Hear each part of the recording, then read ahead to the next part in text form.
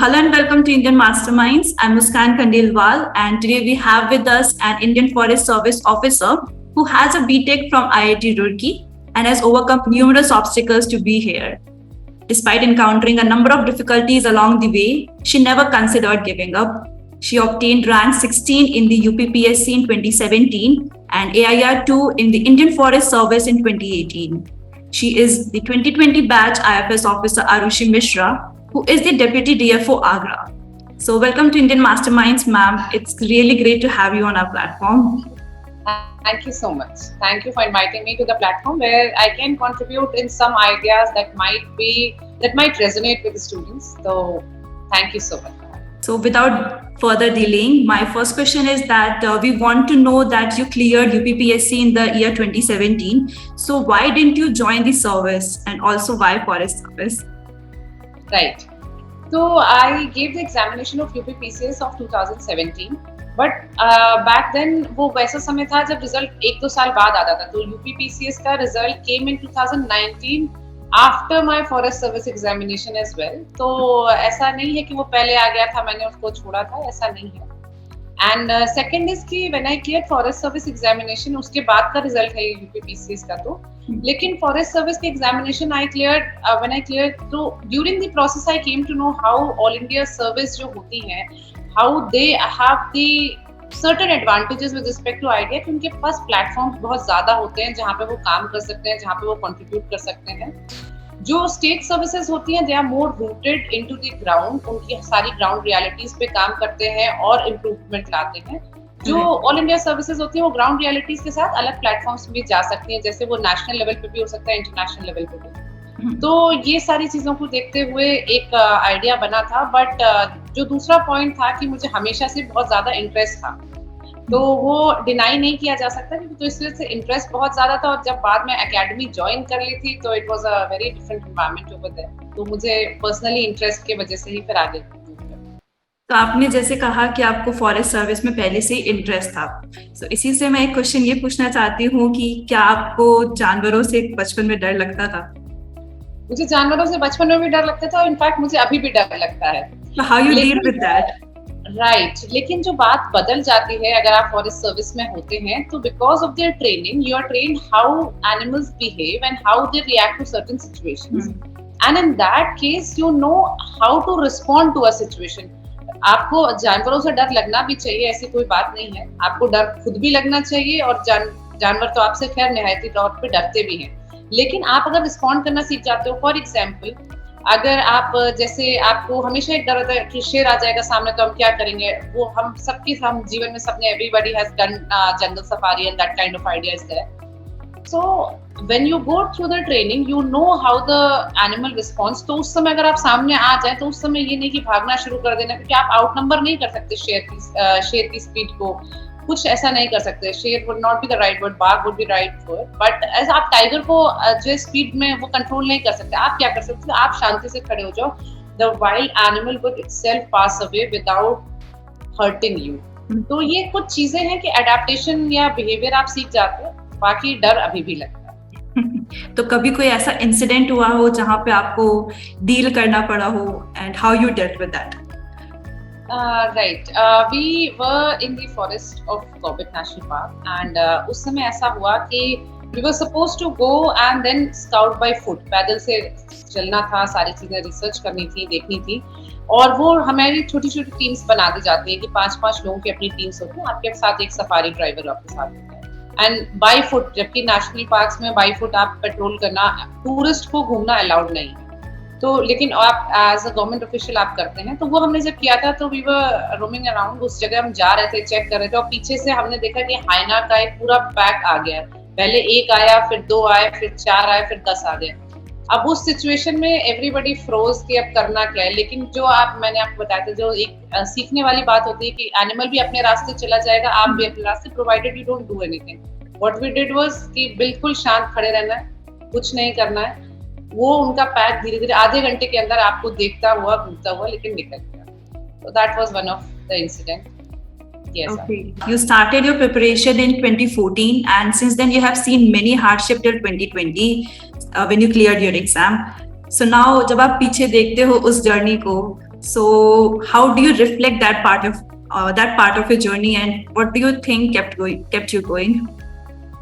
Reflecting that part of the journey, ये बहुत ज़्यादा ज़रूरी है कि जब आप देखते हो पीछे तो आप ये महसूस कर पाते हैं कि कितना ज़रूरी था कि आपके इतने अटेम्प्ट लगे।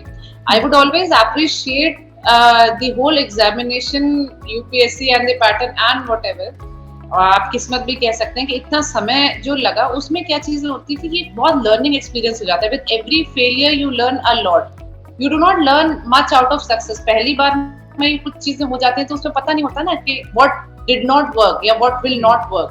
तो एक बहुत लर्निंग एक्सपीरियंस था with respect to preparation and with respect to जो आप आइडियाज, वैल्यूज, एथिक्स, जो चीजें होती है ना, आपको एक जीवन में सही रास्ता कैसे जीना है, तो आप बहुत हम्बल हो जाते हैं। तो पहला पॉइंट तो ये।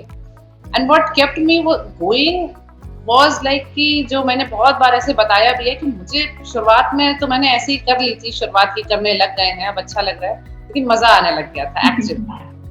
तो वो एक आदत हो जाती है, एक नशा हो जाता है कि बस उठेंगे और कर लेंगे, उठेंगे। पढ़ाई का भी एक अपना नशा होता है। अब ये वही फील कर सकते हैं जो राजेंद्र नगर, मुखर्जी नगर या प्रयागराज उनकी गलियों में डूबते हैं उस नशे में, किताबों के नशे में या अपने घरों में। उनको पता होता है कि इसका नशा बहुत भयंकर होता है, नींद भी आती है और नींद से जगाता भी। Great. So if I'm not wrong, you started your preparation to become an IAS officer. Right. Right. तो IAS मतलब जैसे सिविल सर्विस का एग्जाम और फॉरेस्ट सर्विस का एग्जाम, दोनों का सिलेबस में काफी डिफरेंस होता है। So if you could please tell कि क्या डिफरेंट है दोनों सिलेबस में फॉर आवर एस्पिरेंट्स। क्योंकि जब मैंने प्रिपरेशन स्टार्ट करी थी तो 2014 में हमारी जो अंडरस्टैंडिंग थी वो सिविल सर्विसेज की बहुत लिमिटेड होती है। कोई भी बच्चा जब प्रिपेयर करने आता है, एवरीबॉडी, कुछ लोग होते हैं जिनको कुछ पर्टिकुलर सर्विस इन माइंड अलग होती है, लेकिन otherwise everybody is just focus कि हमें IAS बनना है। तो similar was the case with me, ऐसा मैं डिनाई नहीं करती हूँ। तो लेकिन जब आप प्रिपेयर करते हैं तो आपको समझ में आता है कि सिविल सर्विसेज में बहुत सारी सर्विसेज आती हैं जो कि उसके एम्बिट में होती हैं। तो मैंने सिविल सर्विसेज का भी जो आपका एक IAS वाला जो एक पूरा एग्जाम है वो भी मैंने लगातार दिया है, और मैंने फॉरेस्ट सर्विस का भी दिया। तो इन दोनों में जो डिफरेंस है इन रिस्पेक्ट टू सिलेबस वो मैं आपको बता सकती हूँ। पहली चीज तो ये कि इनका जब प्रीलिम्स होता है तो वो सिमिलर होता है, कंबाइंड होता है। तो उसमें आपको 10 से 20 नंबर आपको ज्यादा लाने होते हैं to clear the cut off of forest service. पहली चीज तो ये होती है। दूसरी, क्योंकि इसमें नंबर ऑफ सीट्स कम होती है तो वो इस तरह से वो बढ़ ही जाती है।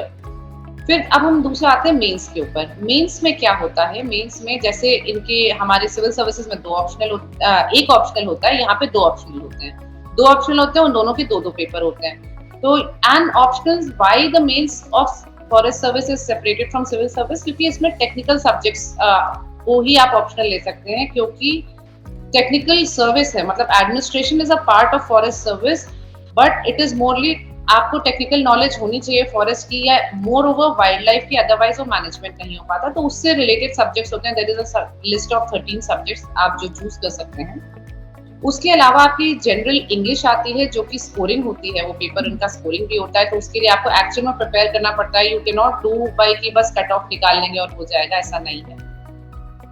उसके अलावा GS का एक पेपर होता है जिसको हम GK कहते हैं। इनका जनरल नॉलेज होता है। जनरल नॉलेज का मतलब होता है एक ही पेपर में आपके सारे क्वेश्चंस आते हैं, जो कि आपके सारे हमारे GS के जो पेपर्स होते हैं 1 2 3 4, जो GS पेपर 1 2 3 4 जो सिविल सर्विसेज में होता है, उसके सारे क्वेश्चंस आते हैं। 24 क्वेश्चंस होते हैं। बट उसमें क्या होता है कि उसमें नंबर ऑफ क्वेश्चन ज्यादा होते हैं, टाइम कम होता है। लेकिन उसको GK क्यों कहते हैं? क्योंकि उसमें हमें एंडिंग जो उनका आप सिलेबस पढ़ेंगे थोड़ा टेक्निकल एंडिंग चाहिए होती है। तो थोड़ा ये डिफरेंस होता है।